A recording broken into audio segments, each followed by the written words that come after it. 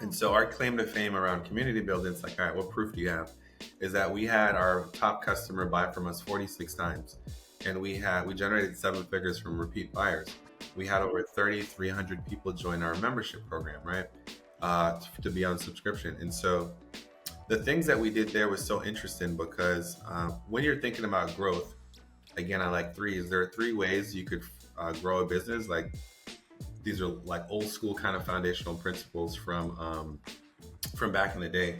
It is acquire more or convert more customers, get them to spend more each time they buy, or get them to come back and buy more frequently, right? And so when we're thinking about growing, instead of just trying to find all the black men, because we're in a very limited audience, right? Our total addressable audience was America, men, just black men with beards. It's like 5 to 6% of the audience. So it's like, all right, it's not like we could grow this business by continuing to find more people.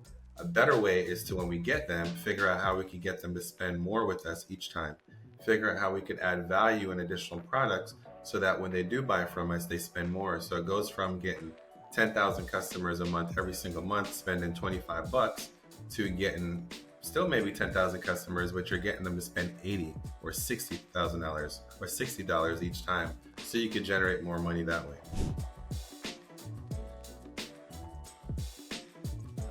The biggest risk that most entrepreneurs take is trying to build a successful business without funding.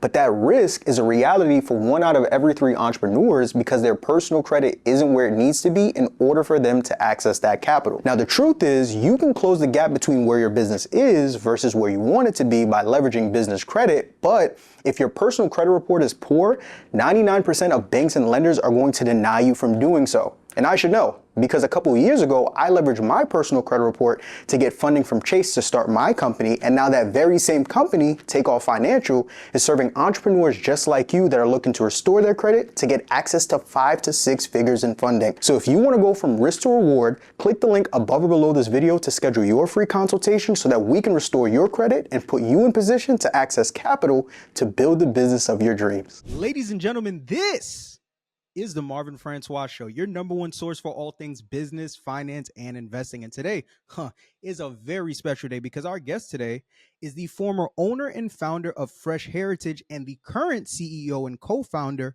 of Codner Co. Through his experience of working in mergers and acquisitions along with the financial sales services space, he's been able to start, scale, and sell a 7-figure e-commerce brand within 4 years of it being created. He's also responsible for raising well over $50 million for capital used to invest in businesses, and he's created a platform where he's now teaching others how they can do the same. I've searched near and I've searched far. I've searched high and I've searched low. And when it comes to learning how to scale e-commerce businesses the right way, after this interview, there won't be anywhere else for you to go. Ladies and gentlemen, from the Miami, Fort Lauderdale area by way of the beautiful island of Jamaica, I'm here with the one, the only, my guy, Mr. Gamal Codner. What's going on, family? How are you? My brother, I need to pay you to get Come on that now. little clip so I can take it with me everywhere I go. That was amazing, man. Let Appreciate me you. You're too let me tell you kind. something. Let me tell you something. You do a lot of interviews. You do a lot of podcasts. You sit down with a lot of people. From this moment moving forward, the next time you sit down with somebody, they don't introduce you like that. You get up, you leave, and you That's ask them it. to redo it. That's it. That's it. Listen, I'm excited to have you on, man. What's going on? How are you? Good, man. Just came back from a strategic planner retreat in Joshua Tree, so my mind is clear, my spirit's aligned, and all is well on this side. I Came love, came back with God's favor. I love it. Listen, I know you're getting ready to drop ridiculous amounts of just value for the people here today, but that's for them. If you do anything for me before you leave, I need the beard care routine. You see what's going on here. I'm struggling. We trying to figure this thing out, but you got it down pat. Like whatever it is, you got to swing that my way, brother. I got you. That's the easiest part. I spent the last 4 years of my life helping black men all across America See grow bigger and better beards. So I could do that with my eyes that closed. that's my one selfish request. We'll get to that a little bit later, but of course we're on here to provide value to the individuals. I'm extremely excited to have you on here. I've been watching you from afar for some time now, and I'm just all about helping entrepreneurs in whatever field of business that they're in just get to that next level. And I've had people on from real estate and logistics and consulting, but for what you do and what you specialize in, I haven't been able to touch on that yet. And I'm happy that I'm able to do that today. So Very excited to get this value to the people. But before we do that, I want to make sure we get to those who are unfamiliar familiar. I did it okay introducing you, but nobody knows Gamal Codner better than Gamal Codner himself. So who exactly is Gamal Codner? It's a great question, man. I have a screenshot shot on my desktop and phone here about exactly who I am. It says I'm a man of God, a husband, a dad, an entrepreneur, investor, a stylish fly Jamaican, Come on now.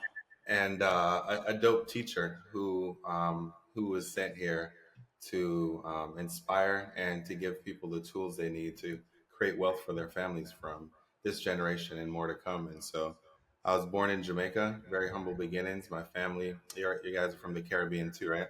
Yeah, of course. I hate Haitian. Haitian. Yep.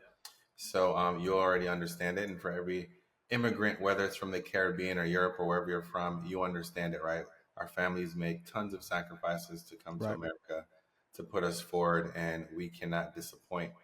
And so, very humble beginnings. One, we stayed in a three-bedroom house. Sounds good until you realize that our family occupied only one bedroom in that Mm, three-bedroom home. But it was all love. We didn't know what we didn't have because we were filled with love and we were provided for. And so just kind of came up through schooling and moved to Atlanta after graduation to move with the one person I knew up there, a successful guy. He became my cousin, but like Caribbean cousin, it's not really your cousin, it's someone you grew up with. But right. he was in sales in Atlanta, and he just kind of like took me under his wing and just taught me about life, talked to me about wealth building, talked to me about saving, living below my means, and just acquiring a high income skill set, which is sales and relationship building, and then went into finances and fundraising, and then went into digital marketing. But that brought me through a lot of things. I did private equity and raised money to buy a company. Had couple of big L's, left me $250,000 in debt. Mm, Worked through all of that stuff into finally operating a direct to consumer brand, where we built and scaled and sold that in 4 years. And when we went to sell it, because of all the experiences of life, the PE, the money raising, the marketing, we had over 200 people interested in buying our business. So we had a lot of options, and we were okay. able to close in under 30 days, which is unheard of. So just very fortunate. And we've taken a lot of that experience, both my wife and I, to start a coaching program now to help six-figure businesses build seven-figure businesses that they can grow and sell. Perfect. Beautifully said, man. Beautifully said. I want to, you just said a lot, and I want I to did. take time to really unpack all of it. And I think the best place for us to start this conversation, let's go back to 2016. Yep. Okay. So it's 2016. You're in the beautiful country of Morocco. You're out there with your brothers Jamil, and if I'm pronouncing his name right, Ciandre. Perfect. You go out there just to take some more time to learn more about your heritage as an African man. But not only do you leave with that, you also leave with a brand new business idea. Talk a little bit about that. Yeah, I have this notepad on right now. It was Evernote. Now it's an Apple Notes of just 7 and 8 figure ideas. Got about 10 of them in there. And so when an idea comes to me, God's talking to me, hopping out the shower, whatever, I just jot it down and just put it there just so I could add to it. And I just remember one time going to Target, and I started growing out my beard. This beard represents 10 years of entrepreneurship. I've been growing this for 10 years. I was in the financial services industry, and I could not have any facial hair at the time. And so I prayed about what I needed to do. Got fired from my job in that same month. So you got to be careful about what you pray for. God answers prayers in mysterious ways. He I'm does. a, I'm a, I've lived it. And so I started growing my beard out. And so one of the things though is like my beard was really jacked up, full of patches and stuff. I could find a picture to show you early beard. And so I started using female products because women at the time, there's a lot of innovation in there, like Shea Moisture and different people were creating really high quality products, but for women. So I did some research, and a lot of the products for men were either for like Caucasian men, like general products, but a lot of those ingredients in those products actually dried our hair out because we have different types of beard texture. And so the things that we had were the legacy products that had a bunch of bad crap in it from for you, or female products. So I chose that. And one day in Target, I was picking up a lot of pink glittery bottles, and I ran into my gym buddy, and he looked at my cart and he was like, "Bro, what you doing?" Almost like I was like had a handful of tampons or something, right? Just like Right. odd. But I was like, bro, what are you doing down here? And so I just kind of said, huh, why are men buying women grooming or women hair care products? And then when I went fast forward now, I was in Morocco. We realized we went to a souk and just realized that they had a history of just really phenomenal oils. Like all the guys there had this really rich, luscious hair, and we learned that they are the origin of argan oil was from there, and so that kind of started the spiral of looking into this as a possible solution of taking some of our heritage and making it a modern day twist, and that's where Fresh Heritage came about. Beautiful. And then from there, you start this business and pretty much scale it to the moon, right? Like I'm looking at some of the accolades here. You were able to grow that brand to $6,000 within 3 months of starting it. You were 60. 60, sorry, 60, my 60. There you go. 60,000 within 3 months of starting it. Recognized by Shopify as the top 1% of stores launched at the time. It's been recognized by Shark Tank, Founder Magazine. You're just absolutely crushing it. What were some of those key elements within Fresh Heritage at the time that gave it such a large amount of success in what seemed like such a short amount of time? Yeah, part of the thing that we support founders with now is recognizing two things. Like, there's two gaps in skill sets for like success largely. It's just like the motivation gap and the abilities gap. And Mm, so, motivation is like the things inside of you, your personal experience, limiting beliefs, unique advantages you have over your competitors. And then the abilities are kind of like the actual skill sets, like my ability to manage paid ads at the time and stuff like that. And so, it was a combination of a bunch of experiences. So I had no knowledge about product, but I knew how to identify a target market, get my product in front of them, articulate its value. And I just came from, raising money. And prior to that, I spent about a million and a half dollars on ads at the time, running other people's products. So I was very comfortable with my ability to run paid ads. And so, one of the things that we did with the mindset, the motivation and ability gap is from day one, we never thought we were selling product. What we thought we were doing and building was a community of growth minded African American men, and we monetize that relationship through our grooming products. And so mm. from day one, we knew to just target community, build community in a way that would attract our right type of audience, and then serving them will figure out the growth. And so off the bat, because of our ability to run paid ads, we were running paid ads even before we started. I don't think there was ever a week that went by that we had a Facebook account that we weren't running paid ads in the 4 years of the business. And so we just immediately scaled and we got up to 60K a month with our first 90 days because we had a really unique messaging for a very specific type of high performance Black men. And we had a product that they could relate with to some of the issues that we were having ourselves. I love that. And you talk a little bit about community, which is a great segue to just what I was able to see within Fresh Heritage. That was, it seems though, a big lever in really helping you guys to scale as fast as you did.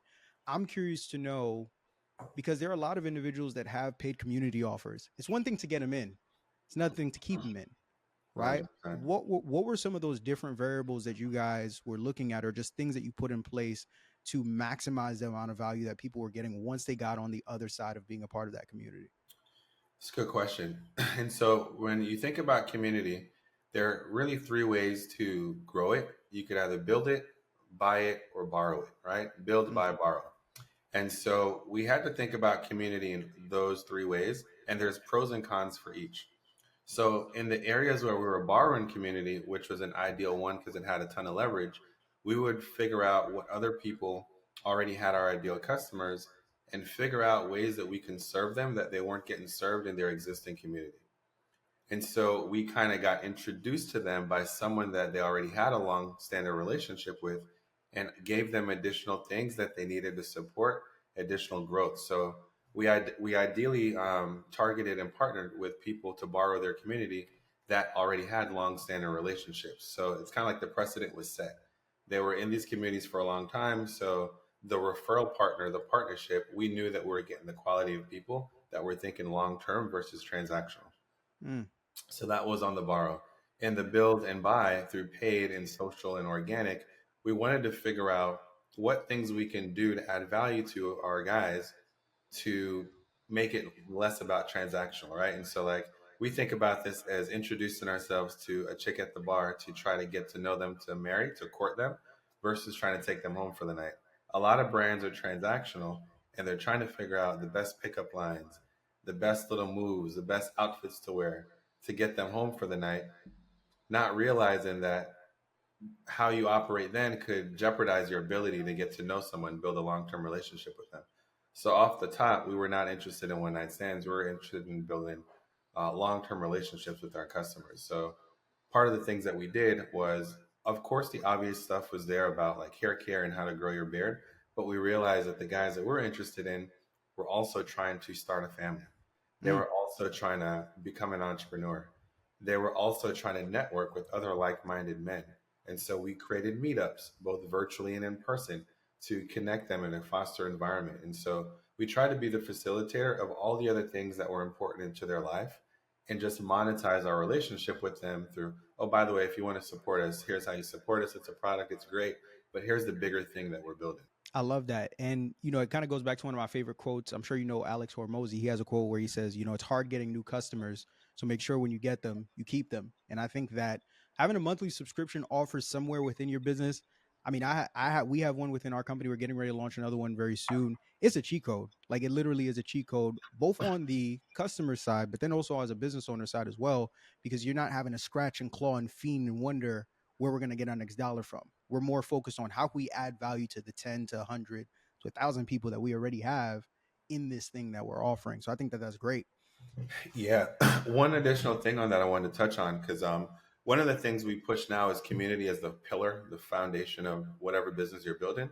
Okay. We talked about it earlier, but it's less about what product you're selling versus like which people you're trying to serve. And so our claim to fame around community building, it's like, all right, what proof do you have? Is that we had our top customer buy from us 46 times, and we generated seven figures from repeat buyers.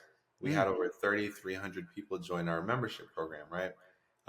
To be on subscription. And so the things that we did there was so interesting because when you're thinking about growth, again, I like threes. There are three ways you could grow a business. Like these are like old school kind of foundational principles from back in the day.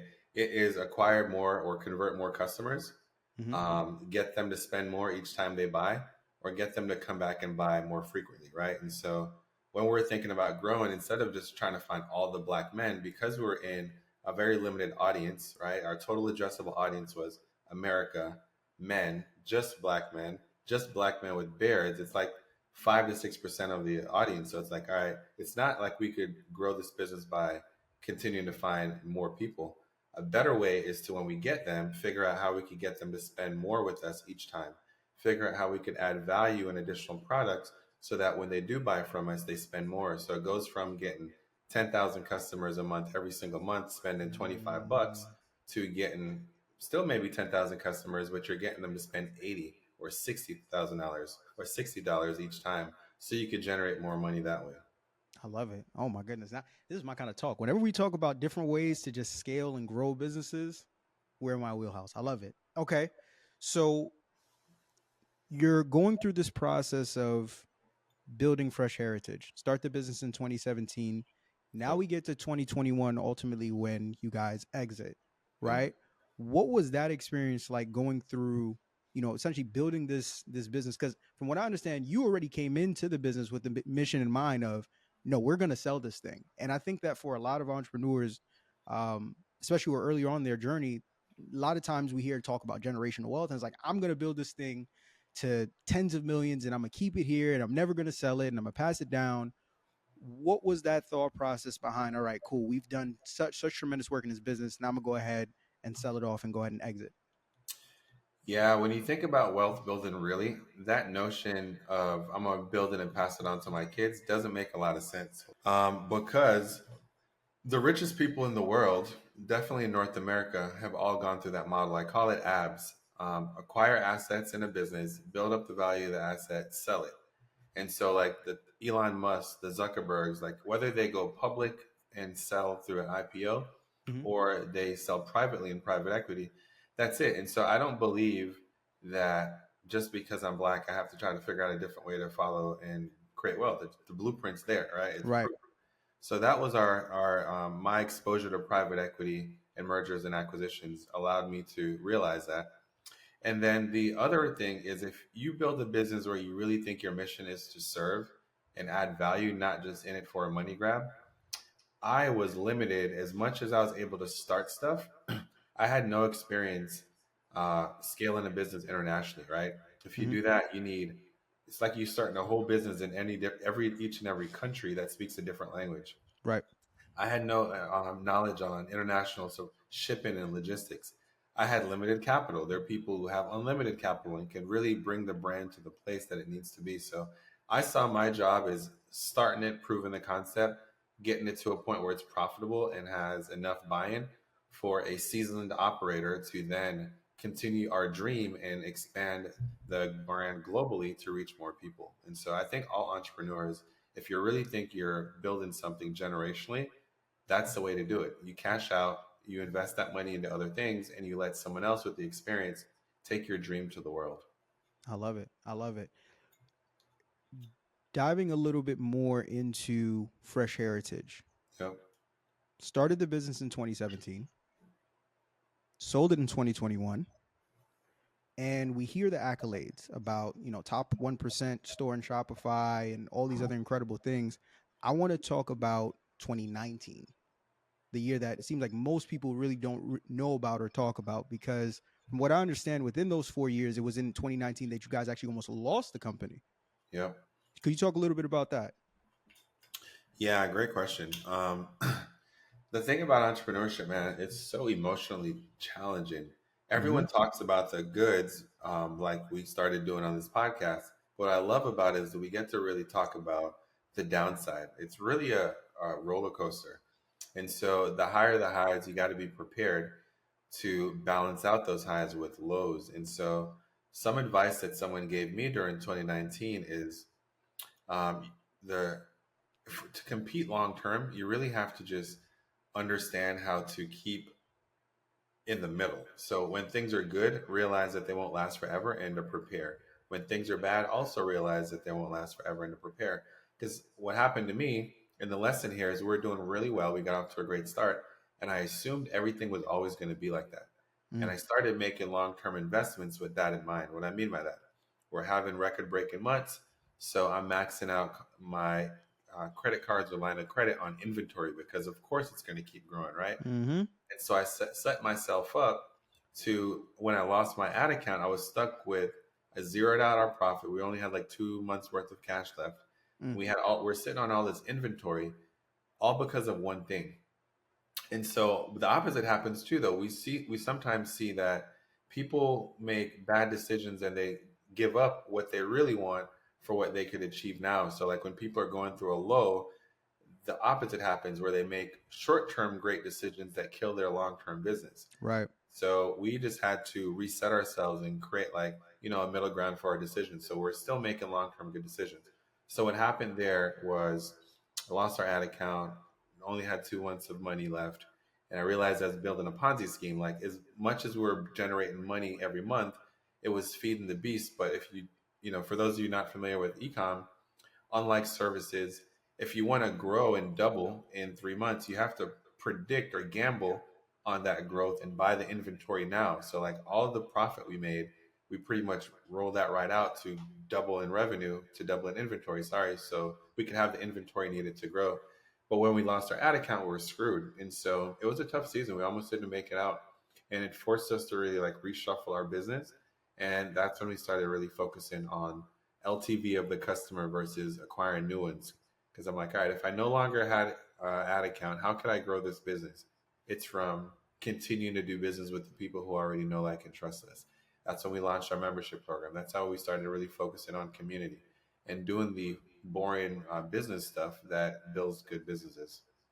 I love it. And I think that that's a great segue to your current company now that you have co-founded with your wife, Codner Co. Right? Where basically you're coaching brands and businesses to do what you were able to do with Fresh Heritage, but without having to bump their head as many times as you guys probably did, right? So they're able to streamline their way to success. I'm curious to know, was there anything about almost losing Fresh Heritage in 2019 that helped you guys in shaping a lot of the core values and principles that Codner Co has, and how you're helping e-commerce businesses to scale the right way, right? Because you know, just as well as I do, there are seven-figure businesses that are like 1 month away from going under, right? There are businesses that are growing that just aren't healthy. So what was it about that 2019 year that you were able to take and now put into a lot of those core values and principles in these businesses that you're coaching? Yeah, like I mentioned earlier about motivation and ability gap, I think most people are going to answer this question around like ability, like learning these skills, Mm-hmm. understanding your cash flow, all that stuff, which we can get to. Mm-hmm. But I want to start by the mindset and the motivation stuff. Turning the business around was more mentally and emotionally challenging than actually acquiring the skills and the tools. Like there are already people out there who know how to fix most of our problems, right? Right. I'm not the only one who have gone through this, right? So if you're currently struggling through, you're growing, no cash flow issues, you're always running out of money, like I know how to fix that. Great. The bigger problem for us and the thing that we support our founders now is giving them the permission to go out and still believe in themselves. Because sometimes when you mess up and so much of your business depends on, you're feeding your family from this, or your friends are looking at you, your family's looking at why'd you leave your job to do this stupid idea. And now it's like, oh shoot, it's not working. Mm-hmm. You feel like you can't get over it. And if you think you can't, and if you think you can, Probably right. both of them are right. So you have to decide and really believe that you can get through it and that you have the God given ability and God's favor in you to get through it. So that was the biggest part for me. And once I did that and got through that and realized that this is really what God wants me to do, and I have the ability to do that, I realized I needed to focus more so on cash flow and profit. So everyone talks about revenue. Okay. Some people talk about profit. I haven't seen many people talk about actual cash flow. So what that means is you can actually be growing revenue, generating a profit on paper, but not have any cash in the bank to support it. What's the difference between the three? All right, so revenue is in ecom, I make $1 million, right? That's revenue. Profit is, let's say if you bought my beard oil for 250K, and had some other expenses. At the end of the year, on the $1 million, I made 200K in profit, right? Okay. Cash flow is you may not have 200K in the bank because you've already committed to buying new inventory, or so your money's already tied up in fronting more inventory for profit next year, or other investments, or maybe some of your cash is being deployed to pay down debt or you have high interest. And so even though you have like profit per se after buying and selling inventory, you don't have the cash in the bank that supports your P&Ls. So a lot of people in ecom, because it's capital intensive, this happens also in like contracting or construction or even real estate, where like you have to front the capital. Mm-hmm. In theory, if you buy a house for 100, you could sell it for 200, or if you have a project or whatever, or ecom brand. But what happens is because you don't actually generate that revenue at the same time, sometimes you're making that money on the back end. So it's like you're making the investment and then you're generating the profit in the future. So there could be months in between where you don't have the cash to support the profit you have on paper. So like when you order that inventory, you don't have the cash flow to match your profit. But when you get the product in and then you actually sell through it, then the cash flow shows up. Right. So it's understanding that there's times in growing your business, or actually growing it too fast could actually kill you, because if you're only looking at profit, that's why sometimes with ecom, especially, you're growing and you're making sales, but you don't know if you're broke or poor, broke or rich, because you don't have the bank account to match what your accountant may say that you should be making. Mm-hmm. And Okay. the problem is most businesses under 25 mil a year only have to do their taxes and their P&Ls in cash basis, but that doesn't really show you cash flow. You have to do this thing called accrual based accounting that really shows you the difference between your assets and like money in transit. So not to nerd out on numbers, but for the ecom people working here, what happens is like if you do $10,000 in a month and you don't buy inventory, it sounds like you're profitable. But when you eventually run out of inventory, then all of a sudden you do 10,000 a month, but then you buy 15,000 in inventory. For that month, it'll show like you're negative 5 grand. And so there's like these big swings. So you don't really have a real accurate picture of what your true profit is or what your true cash flow is. So you have to shift to a different way of looking at your P&Ls to see all three at the same time. And so we weren't doing that, and many people don't. Are there any, and that's good. That's very, very good. So then are there any other potential constraints or bottlenecks that keep a lot of e-commerce business owners from growing and scaling the way to where they can get to that point of exiting the way that you guys were able to, outside of, what you just broke down? Yeah, so cash flow is a major thing. The other piece is, and then remind me to talk about leverage workshop consultant as an option for every founder. Oh, we're gonna get into it. Let's do it. Okay, bet. So that's one. The other thing is transferability. And so when you're building an asset, the difference between having like a lifestyle small business and something that people want is if you have to show up and dance on the internet in order for it to make money, you don't have a job, you don't have a business, you just have a high paying job. And so like that was part of the problem too. Like I was in all the ads, I was over everything, right? I was in the advertising, telling the story, showing up at conventions. So if a random big business bought me and I didn't want to be tied to a contract with them, the Mm-hmm. value of my business would drop. So the second thing we have to work about is transferring the job that you have into an actual business. So having systems, having SOP, having smarter people involved with the company to be able to do things. And so that was a big one for us. We're a black business selling to black people. The majority of the people who are acquiring businesses don't look like us. So part of our biggest thing was, all right, what would make a white owned business uncomfortable buying us? It's they don't understand the customers, they don't understand the product. So what we intentionally did was we found a white ad agency, a guy named Josh in Middle Tennessee, to learn how to market to our black consumers in a way what we did. And we were able to show like, hey, it doesn't matter if you're black, white, or man, woman, like the process is the process. We've now documented a systematic way where if you do these things, it gets these results. And so we just started dissecting the things that removed me from the business so that anyone could run the business that we built. Oh, that's good. That's good. Okay, we getting now we're peeling the layers back. So now we have context on just some of the different things that we can do to grow our e-commerce businesses, but also some of the biggest things that keep people from doing so in the same, right?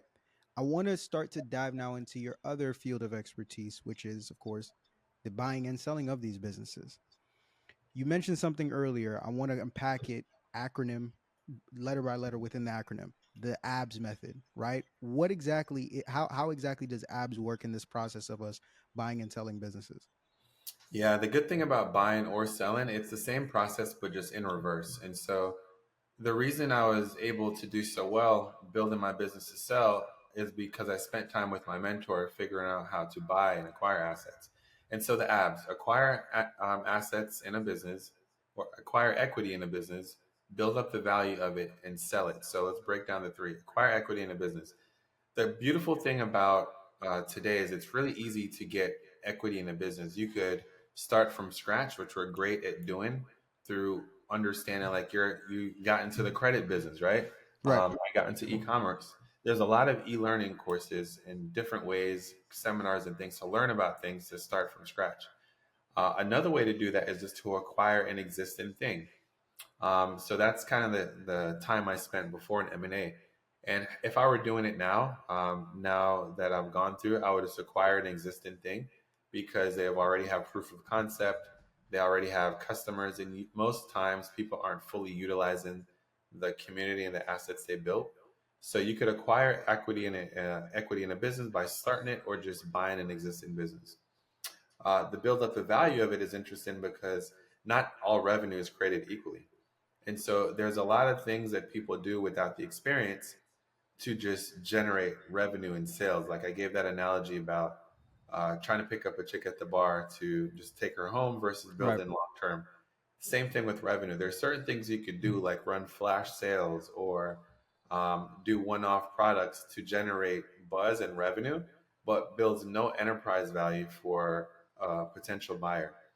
For example, revenue that you generate on subscription is way more valuable than one off sales just because there's more predictability. Mm. Someone could look at your business and be like, okay, of the million you made, 700K is from reoccurring revenue.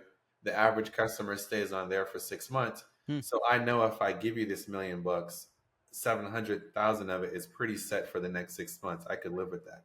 If you just have a bunch of one-off sales, new customers, Mm-hmm. your business is worth half because if someone buys that, they're not sure what's going to happen on day one. So we were intentional about building revenue that not only grew revenue but grew enterprise value, which is two different things. What I'm about to throw this mic. Let me sit up. All right. It's getting good. It's Let's get getting into it. good. It's Let's get getting into good. it. All righty. So abs. You kind of just started to unpack just some of the different ways that we can build value in a business. What are some of, because I'm trying to look at it from both sides. If I'm looking to sell and then I'm also looking to buy, right?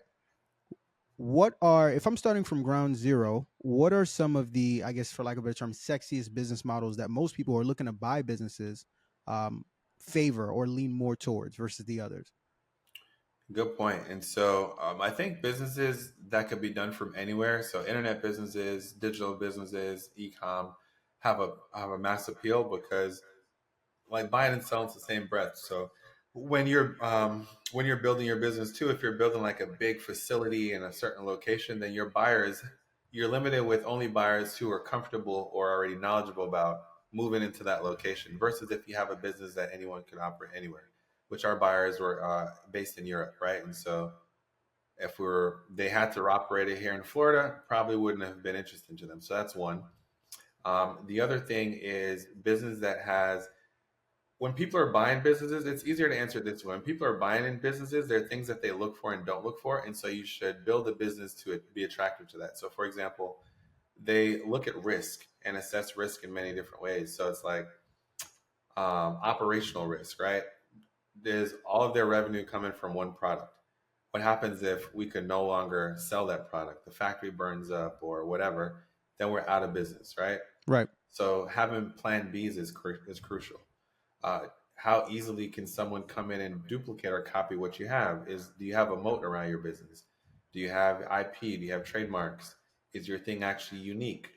Mm-hmm. That the transferability. Are we buying this thing that we could run without this guy or this founder, or is if the founder leaves, as a business leave, right? Or the audience only buying the product because they love the founder personally, or do they love the brand? What are other things? Do you have reoccurring revenue versus one-off? Mm-hmm. And also any kind of concentration, like I mentioned, product. Is all the money coming from one product? Is all the sales coming from the owner? Is all the sales coming from one sales channel? Is it only dependent on Facebook ads? What happens if you lose your ad account? Right. So once you start diversifying yourself of like just risk and just being all in on one thing, you start to build not only value but revenue, repeatability too. 50% of businesses fail within the first 5 years, and 38% of those businesses fail due to lack of access to capital. But 100% of business owners who are watching this aren't gonna have that issue, because I'm about to teach y'all how to bankroll your business. What's going on, family? My name is Marvin Francois, and back in 2020, I was a new entrepreneur with little to no idea on how I was gonna build my first successful business. But fast forward a couple of years later, I've been able to build multiple successful six-figure businesses by leveraging business credit, and today I want to give entrepreneurs the game on how they can do the same. So this Thursday, I'm going to be hosting my free Bankroll Your Business Masterclass, where I'm going to teach you how to go from having bad personal credit and little to no business funding to having perfect personal credit and access to a minimum of $50,000 in funding for your business. Spots are going fast and the clock is ticking, so if you haven't already, click the link above or below this video to secure your seat, and I'll see y'all on Thursday. Peace. Kind of a little bit left field here, but this is a personal question I had. I'm not sure if this is within the space of e-commerce, but we'll see. I'm looking around like in the landscape of a lot of different, I guess you would call them businesses that are partnering with creators. So like, for example, we see, with Rihanna with Fenty, we see Logan Paul with Prime, Mr. Beast with Feastables, The Rock and Terramana. I can go on and on and on and on. And it seems like this market is growing larger and larger, right? So when we talk about the future of buying and selling businesses, right? These businesses that are partnering with the creators know that they're able to leverage the brand that they've built to get in front of a certain target audience. Is it safe to say that the future of what the space of buying and selling in businesses, I don't know if I would say it would be hinged on these partnerships with creators, but if I'm someone that's looking to invest in businesses or looking to create a business that I want to sell, that is something I'm going to have to take into strong consideration moving forward. Yeah, good clarifying question too, because we're just talking about how that could be a bad thing. So those deals are structured a little bit differently. And so to answer your Okay. question, I think that makes a lot of sense because they're operators who need audience, right? And they're people who have big audience that don't know how to operate. And so I think that's a perfect marriage because we talked about earlier in the podcast about the importance of building community. Right. Rihanna, The Rock, all these people already have a big community of people who know, like, and trust them. The missing thing is how they could monetize that relationship. So we built community, then we monetize through Beard Oil. They already have community, half of the problem already solved. Right. And so you just have to figure out ways to monetize it. And so the thing with them is a lot of the times, and even I could talk a little bit about this with our deal. What they do is they have a separate kind of name, image, and likeness agreement where even though they're a part of it, like they have a whole operations team who is managing their persona around it, telling them, hey, we've got these PR shoots lined up, we've got these photo shoots, here's what we need you to say. Mhm. And then the team is running with it. And so it's kind of like those half of a watermelon is better than 100% of a grape situations where it Mhm. makes sense for both cases. And so you could do a thing where you sell your business and you have a name, image, and likeness agreement separate, where the brand recognizes that your name, image, and likeness helps add value to the brand. And so you can have a separate situation where that's you can set up that in addition to the buying and selling of your business. So like Rihanna owns 50% of Fenty, and all the other people you mentioned own a percentage of the brand. They don't own 100% of it, just so that there's both sides, both interest in both sides, so both sides can win. Talking more so about the S in the abs method, which is essentially where So, where the money is made, the yep. selling. One of the things I've heard you talk about on a couple of different sit downs you've done, you've talked about the difference in the selling process when you're dealing with private equity versus when you're dealing with venture capital. What exactly is the difference between the two, pros and cons that come with going in either direction? Good question. Um, so when VC, when people, first of all, when brands raise money from VC, you are essentially selling your business there. You're just selling some of it. So selling could mean selling all or some of it. So like in that example with Rihanna with Fenty, she technically already sold some of her business, right? Hmm. Because she owns 50, so she sold another 50 to LVMH Group. So those kind of exits happen all the time, especially in our community. When we raise money, we give up 10, 20, 30, 40% of our business. When you take on that VC money, though, you have to understand that how they are structured is they have to return all of their capital with each deal. That's like how they think. So if they have $100 million fund, whatever amount of money they gave you, their expectation is that you're going to blow up and they're going to make all of that $100 million back just from each of the deals they invest in. That's in theory what most people do. In reality, their expectation is they probably have to triple the fund. So if they raise 100 million, the exits that they have to equal 300 million in most cases to be a decent private equity or VC fund. So the difference is VC and private equity borrow money, they invest in companies, and they have to give back their investors the money within a certain time frame. So when you take on money from VCs, typically within 5 years, they're expecting like some liquidity event. Right. So if you're not aware of that beforehand, um, well, you should be aware of that because they have privileges that could like literally force you to like be removed from the company as founder or to sell your business within a certain amount of time. Wow. And then VC is a little less aggressive, Hmm. where private equity is a little less aggressive. VCs have they expect outsized returns. They're betting on unicorns. Hmm. Or private equity are more, they're not really going for $1 billion exits. They're going for maybe 8, 9 figure exits. So the aggressive growth is a little bit less tapered, and their valuations are more so centered around profit. So they encourage profitable growth, where VCs traditionally encourage growth at all costs. So you have to understand like what you're getting into before you do either route. And so when you sell, there's a lot of different expectations. And so it's like harder to find $1 billion company in the VC route, where I feel like there's a bunch of us who have 7, 8, and even 9 figure ideas. So my personal comfort zone is to hit, singles and doubles by growing and selling to private equity Mm-hmm. for $5 to $15 million exits, which is a lot easier and more predictable to do. Like if you had 1,000 Black-owned businesses, I would say the majority of us could probably figure out a way to get $1 to $15 million exit. Versus if you had 1,000 Black-owned businesses, the likelihood of one of us having $1 billion company is very rare. So I'm in this game of just like trying to get as many people financially free with a 7 or 8 figure exit versus trying to bet all on $1 billion exit. From your experience, how do you, if I hear that and I say, okay, private equity sounds a little bit more feasible for me, especially if I'm building this, 7-figure brand or business. How do I go about finding private equity firms and companies that I can actually say, hey, I spent the last 3-4 years building this beard care company or this hair care, this or this, whatever it may be. Would you guys be interested in buying? Yeah. So that comes really around strategic value. And so when you're building it, I like having a North Star, like something you're building your business towards and like making sure all your decisions line up towards that. And so for us, I'll give you an example. For us, what we were doing is at the time, direct to consumer for men wasn't really a big thing.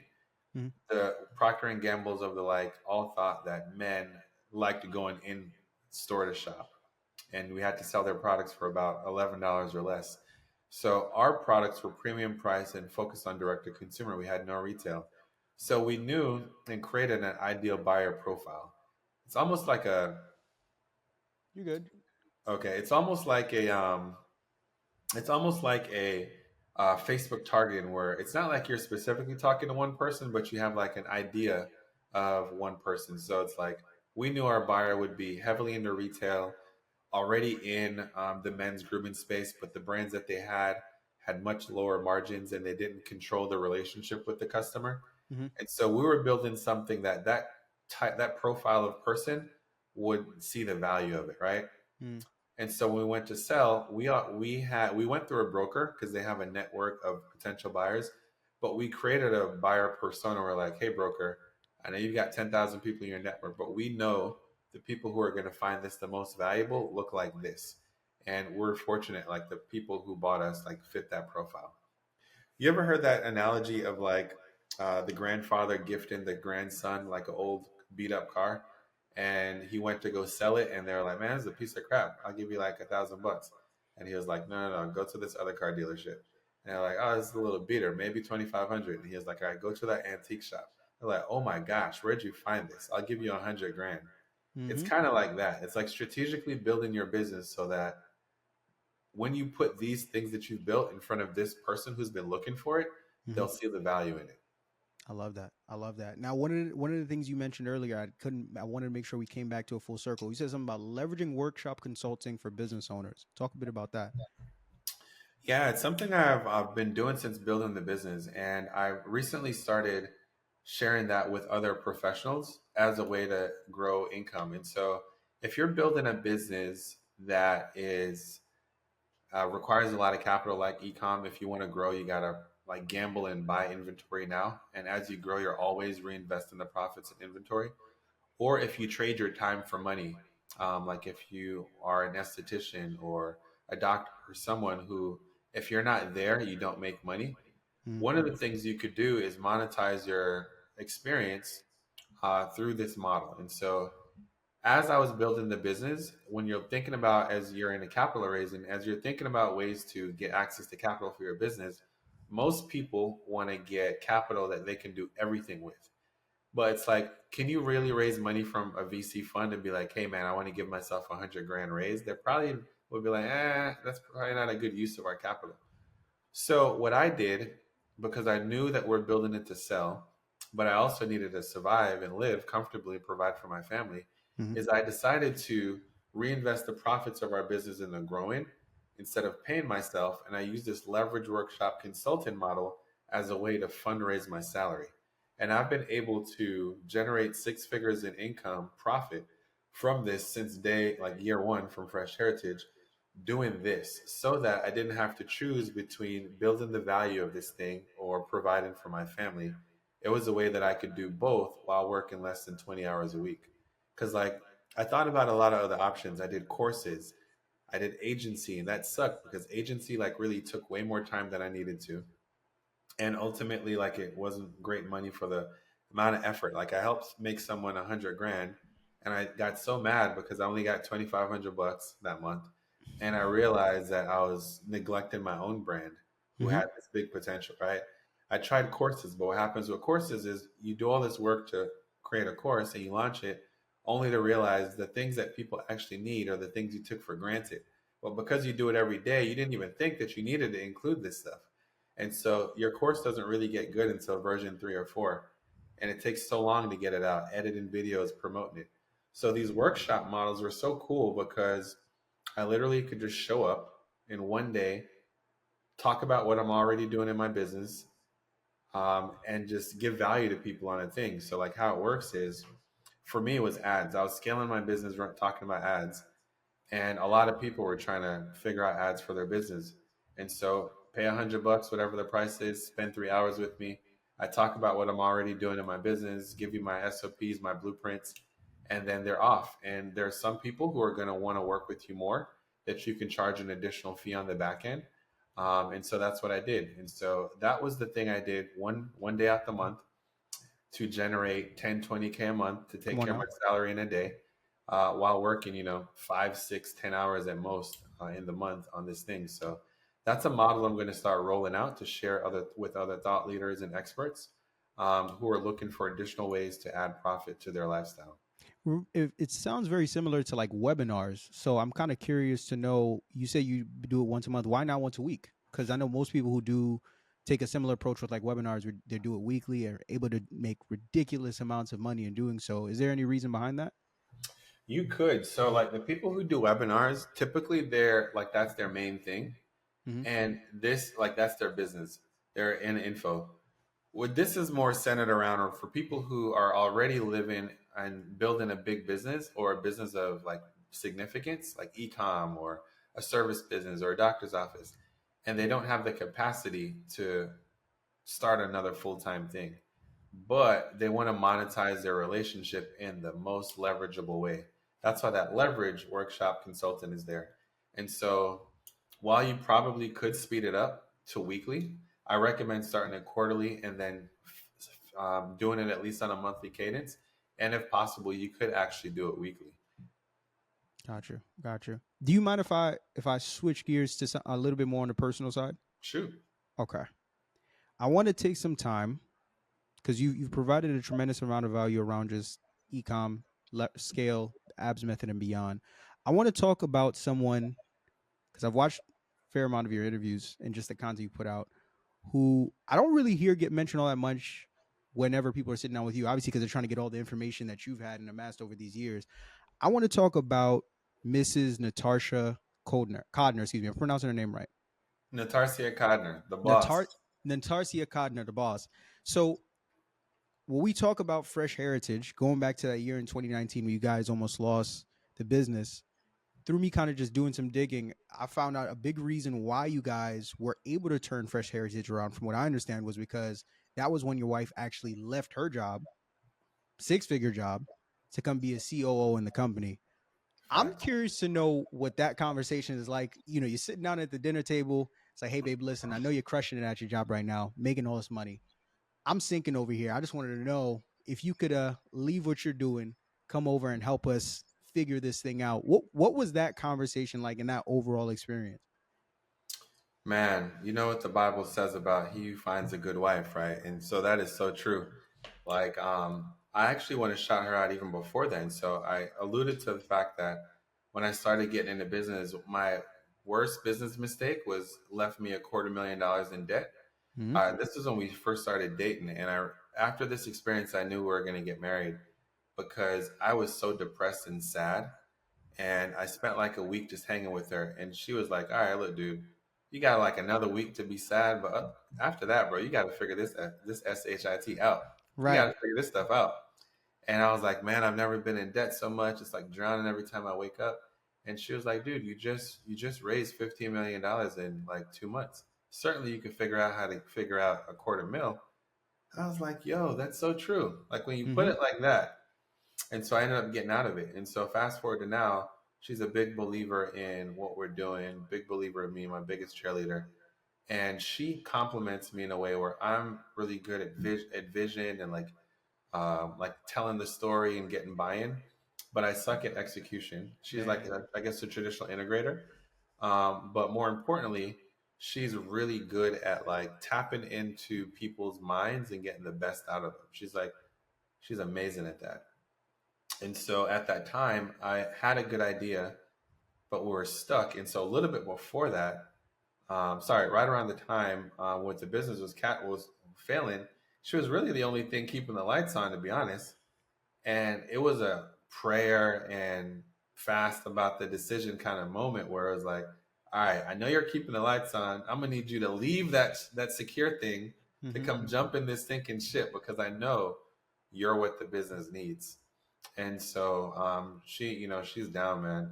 And so we prayed about it, we thought about it. She left, and literally night and day, the business turned around because I was able to focus on the things I knew how to do: marketing, scale, and finances. And she was able to figure out people, operations, put systems together.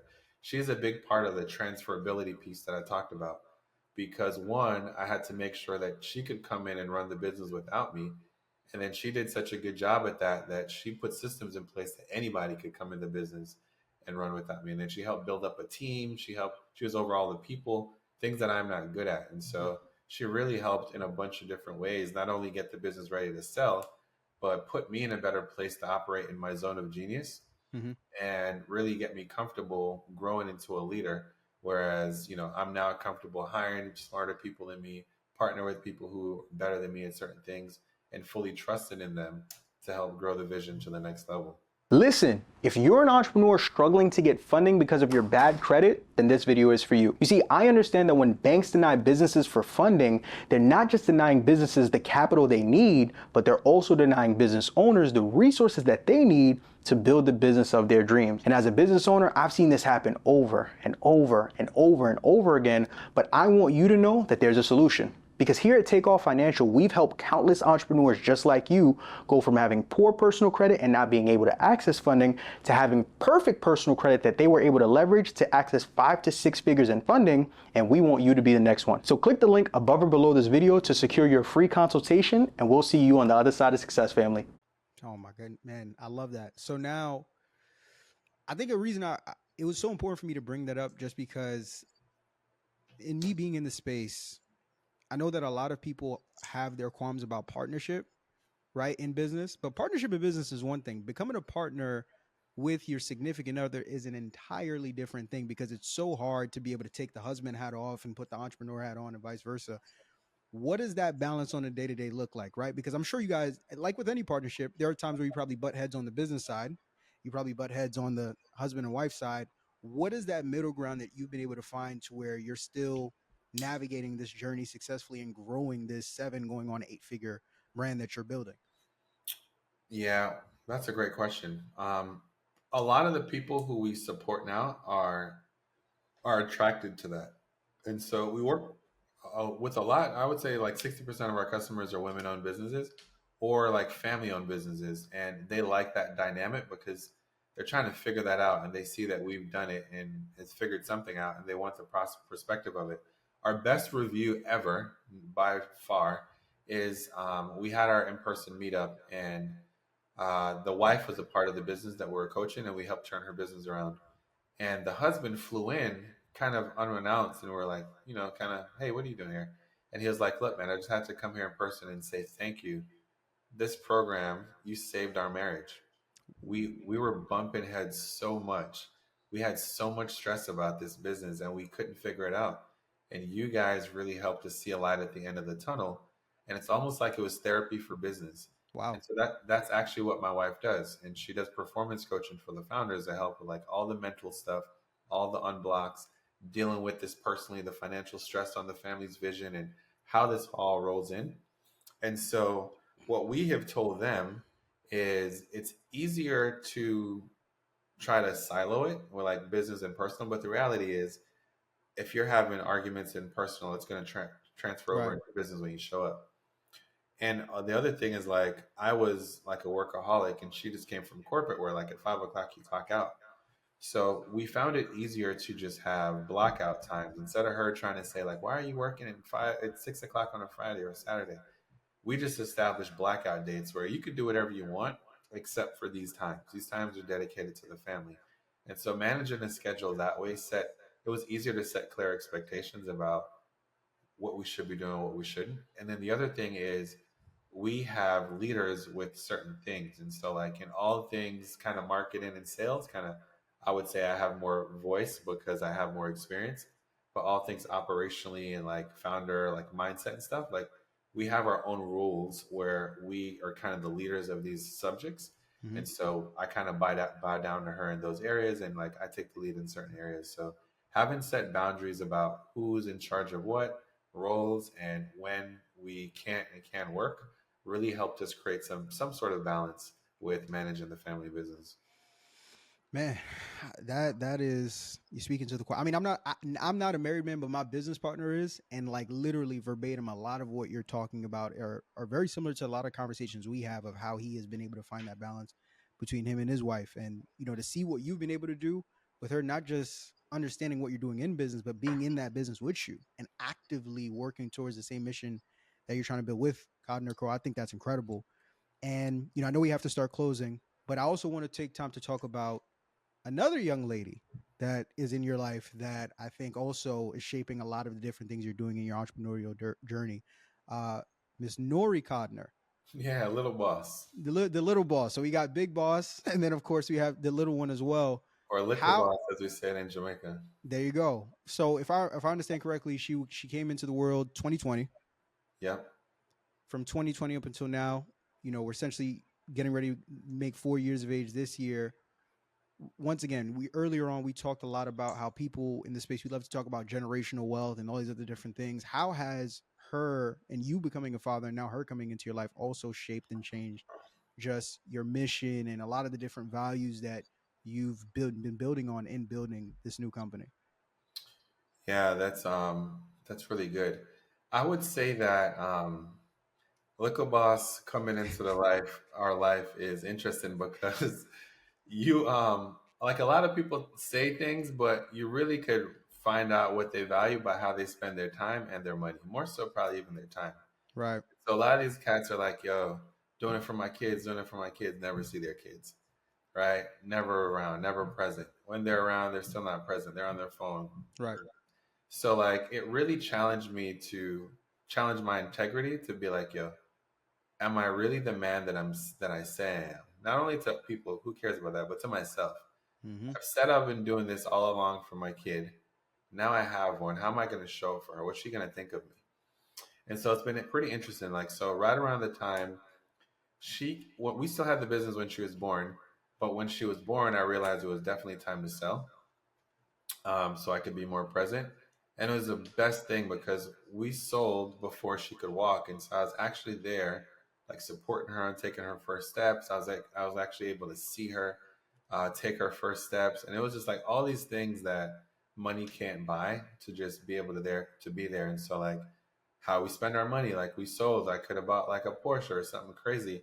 We like got a full time nanny, so like she could get the best education. She's in like private school, and so like here where we are in South Florida, like getting a real good education. She like understands Spanish. So like we're pouring into all these things instead of being material or doing other selfish things. And so she's really just changed like my meaning of like what it actually means to be successful. Because it matters like what she thinks about me, right? And so like the other day she said she wants to be like me when she grows up and she wants to be an entrepreneur. And it's just like when I was in Joshua Tree, she called me on FaceTime and she was like, "Hey, what are you doing?" And I was like talking to her and she was like, "I'm working on my computer." So she's just like mimicking all these things that Right. she's seeing, right? And so it's really cool, man. Like of all the people that we impact and all the people that we're trying to be meaningful to, we got to first start by being impactful and meaningful to our own kids and our own family. And not just by our words, but through our actions and how we spend our money and our time. I love that. I love that. And I think that's a great way for us to, start to close out. I would say this as we do begin to close, if you could just share some parting words for you mentioned, of course, what you had went through in your journey of entrepreneurship of being basically $250,000 in debt, and where you were then into where you are now, having the success you had, coaching other people to do the same. For other people that are still new and fresh in this e-com journey and are trying to a certain degree mimic the success that you've been able to have up until this point, just some closing words for them, and then also letting the people know where they can find you. For sure. um, Kind of e-com and all entrepreneurs. A friend of mine that I grew up with, um, a few years ago, he actually died. He collapsed, couldn't figure it out. He was dead for about 10 minutes.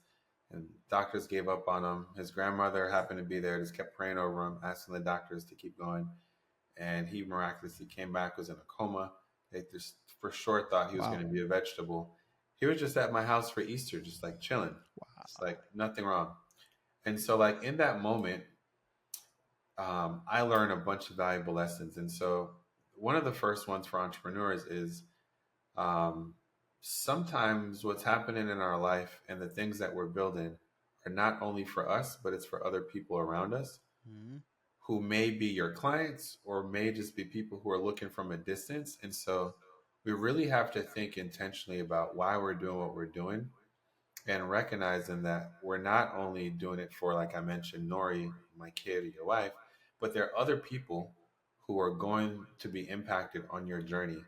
So if you're thinking about starting, start. You don't know how many people you're going to impact along your way. I believe everyone was called to this world with Mm-hmm. an opportunity to be great in our different lanes.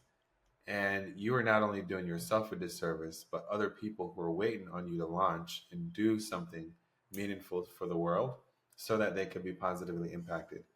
So that would be the first thing. If you're starting off, just start. And if you have something, do it bigger because it's not even about the money at this point, but it's like the bigger the business, the bigger the impact could be. Mm-hmm. So that was one thing. And then get help. A lot of the things that helping people with are all things that I've figured out. I don't have to be the one to help you, but there's so many people who have gone through the things that you're currently struggling with and it's currently keeping you handicapped. My biggest superpower has been that I've always believed in investing in myself and getting Mm-hmm. the help from other people who are steps ahead of us. So it's like I cheat time. It's like I'm able to do things in 6 months, which should have taken me 2 or 3 years, just because I've gotten the advice and help from someone. So that would be my other parting words. And, I'm a believer. And so the other thing is to find faith, find something that you believe that's bigger than you to guide you because this journey is going to be so difficult and so tough. Mm-hmm. And I don't know how people get through it without recognizing that there's a bigger power, the creator's above, Right. directing all our moves.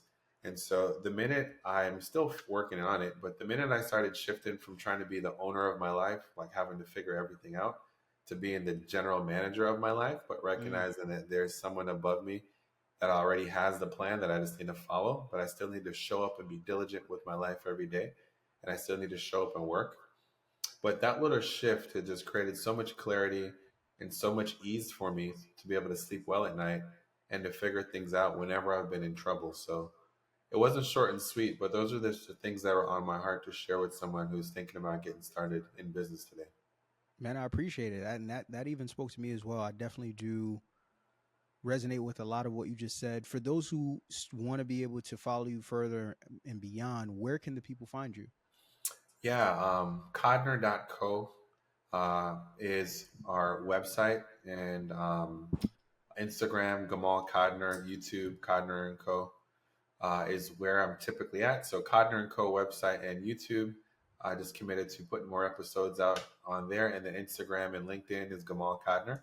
And we support founders in a couple of things. One, building a business that you can sell. Whether you do sell or not is up to you, but at least having the ability to walk away or work less in your business, that's what we're trying to help. And then we are recently also starting to support people who are experts to build up additional income by launching their own leverage workshop consultant model to build an additional 6 figures a year in profit to fund their lifestyle. And so if any of those things are interested to you and you want to learn more, hit me up there. Let me know that you came from Marvin and I will take great care of you. I love it, my brother. Thank you so much for coming on, and thank you for everybody who has watched up until this point. If you haven't already, what are you doing? Take a second, take a minute, take an hour out of your day to make sure that you tap in with Gamal, but also like and share this podcast with someone else who needs it. As always, I'm your host, Marvin Francois, Gamal Codner. Y'all have been good. We've been great. This has been amazing. And as always, thank you and God bless. Peace. Peace.